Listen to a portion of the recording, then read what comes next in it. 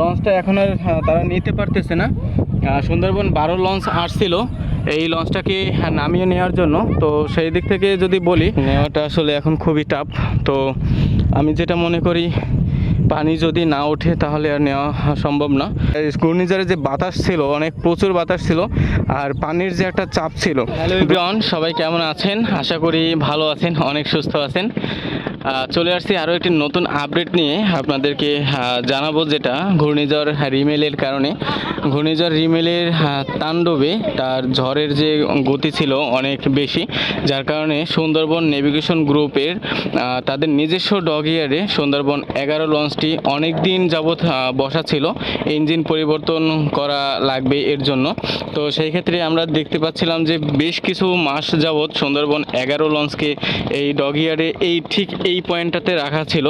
তো ঘূর্ণিঝড় রিমেলের কারণেই কিন্তু তাদের সেই বাধা ছিল যে রশি দিয়ে, সেই রশি ছিঁড়ে স্রোতে অনেক দূরে নিয়ে গেছে, একদম এই নদীর ওপারে, একদম ওই মাথায় নিয়ে এমন একটা জায়গায় গিয়ে আটকাইছে, সেখান থেকে আনা সম্ভব হচ্ছে না। তো আপনাদের সেই স্থানে নিয়ে যাব এবং দেখানোর চেষ্টা করব আসলে লঞ্চটা কত দূরে নিয়ে গেছে এবং কোন চরে গিয়ে আটকা পড়ছে। তো প্রিয় দর্শক, চলেন গিয়ে দেখি আসলে লঞ্চটা এখন বর্তমানে কি অবস্থা, কোথায় আছে। তো আশা করি আমাদের সম্পূর্ণ ভিডিওটির সাথেই থাকবেন। দর্শক, আপনারা জানেন ইতিমধ্যে, আর আমি কিন্তু লাইভে দেখিয়েছি যে সুন্দরবন 11 লঞ্চ ঘূর্ণিঝড়ের কারণে তাদের নিজস্ব ডগইয়ার্ড থেকে রশি ছিঁড়ে এত দূরে এসে এইখানে যে একটা চর দেখতে পাচ্ছেন, সেই চরে আটকা পড়েছে। তো চরে আটকা পড়ার কারণে কিন্তু লঞ্চটা এখন আর তারা নিতে পারতেছে না। সুন্দরবন 12 লঞ্চ আসছিল এই লঞ্চটাকে নামিয়ে নেওয়ার জন্য। তো সেই দিক থেকে যদি বলি, এখন এমনভাবে আটকা পড়েছে, মাটির সাথে মিশে গেছে, সুন্দরবন 12 আর টেনে নামাতে পারেনি, যার কারণে এটাকে নামানোর জন্য পানি যে সময় আবার বেশি হবে সেই সময় নিতে পারবে।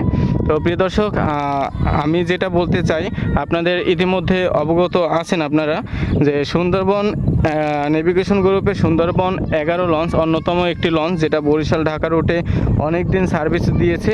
এবং এই লঞ্চটাকে ইঞ্জিন পরিবর্তন করার জন্য সুন্দরবন নেভিগেশন গ্রুপের যে ডগইয়ার্ড ছিল বা আছে, সেইখানে কিন্তু এই লঞ্চটাকে এনে রাখা হয়েছে। তো ইঞ্জিন পরিবর্তন করবে।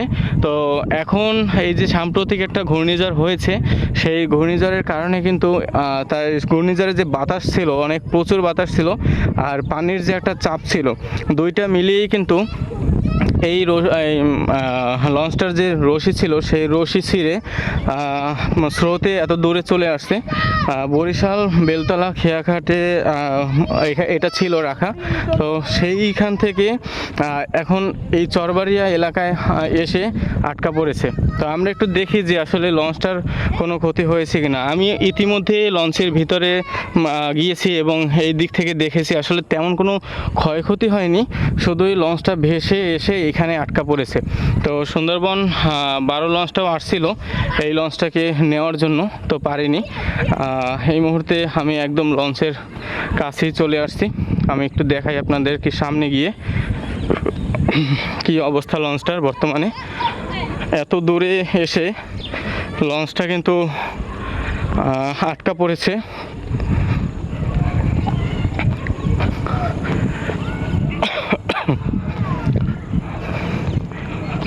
তো প্রিয় দর্শক, প্রতিদিনের মতো কিন্তু আমি সব সময় লঞ্চের ভিডিও প্রকাশ করে থাকি আমাদের ইউটিউব চ্যানেল এবং ফেসবুক পেজে।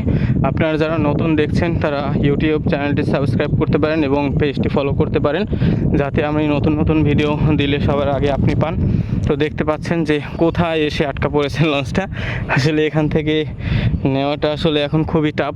তো আমি যেটা মনে করি, পানি যদি না ওঠে তাহলে আর নেওয়া সম্ভব না, আর ভারী কোনো যন্ত্র ছাড়া নিতে পারবে না সুন্দরবন 11 লঞ্চটি, যেটা বরিশাল ঢাকা রুটে অনেক দিন সার্ভিস দিয়েছে এবং আরও দেওয়ার কথা ইঞ্জিন পরিবর্তন করার জন্য। আমি একটু দেখাই আপনাদেরকে একটু জুম করে।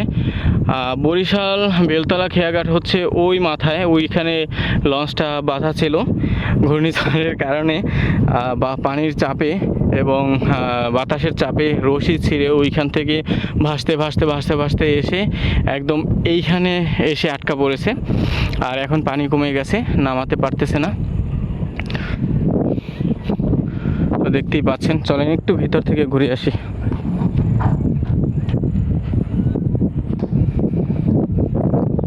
ভিডিওটি যে যেখান থেকে দেখেন একটু কমেন্টে জানাবেন, আর পারলে শেয়ার করে দিন, আরও কিছু মানুষ দেখবে।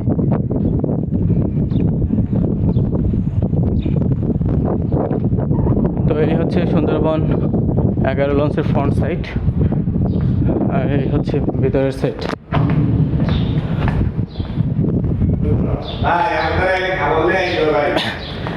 তো যাই হোক, আমরা দেখতে পাচ্ছি ভিতরে চলে আসছি। তেমন কিন্তু কোনো ক্ষয়ক্ষতি হয়নি লঞ্চটার, তবে শুধু এত দূরে এসে আটকা পড়েছে।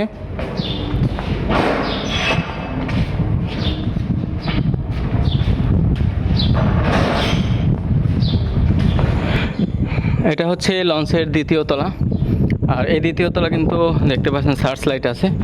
তো আমরা অনেক দূরেই চলে আসছি, বরিশাল বেলতলা খেয়াঘাট থেকে লঞ্চটা যেইখানে আসছে ঠিক সেইখানে এখন লঞ্চের উপরে আছি। তো আপনারা অবশ্যই বুঝতে পারছেন যে এবার ঘূর্ণিঝড়টা কতটা শক্তিশালী হয়েছে। অনেক জায়গায় খবরে অনেক কিছু দেখেছেন, আর সেই সাথে আমি বলবো যে লঞ্চের এত বড় রশি বা এত মোটা রশি, তাও যদি ছেড়ে এরকম একটা লঞ্চ নিয়ে আসতে পারে, তাহলে স্রোত কতটা ছিল এবং বাতাসের গতি কতটা ছিল, এটা আসলে বোঝাইতে পারতেছি সম্ভবত আপনাদেরকে।